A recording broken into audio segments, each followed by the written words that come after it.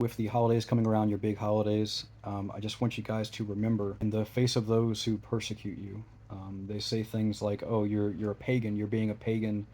You're celebrating the same way the pagans celebrated, etc., etc." I want to remind you that correlation does not equal causation, right? This is fallacious reasoning. So what does that mean? Well, let's say, for instance, my shirt is blue, right? And the sky is blue. Well, my shirt is not the sky is not my shirt, right?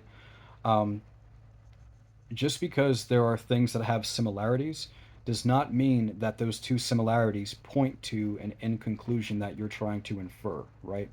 Um, so I just remember that, right? Because the pagans, they also blinked, they also walked around, they also bathed, right?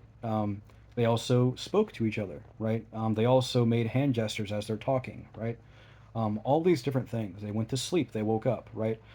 Just because you are doing something similar to what the pagans did does not automatically make what you're doing paganism, right?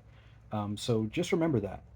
You want to explore someone's reasoning when they make an accusation like that, especially such a serious accusation, because we're talking about your salvation, right?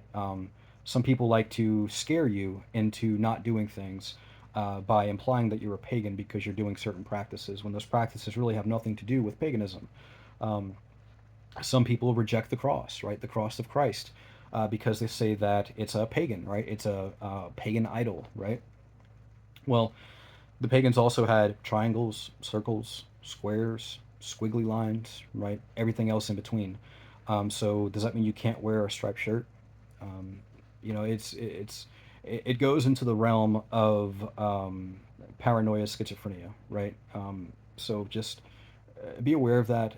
If someone's telling you something like that, you want to make sure that you explore their methodology for why they're saying that. Just because that you are doing something that is similar to what the pagans did, that does not automatically make you a pagan. So, hope this helps out, and God bless.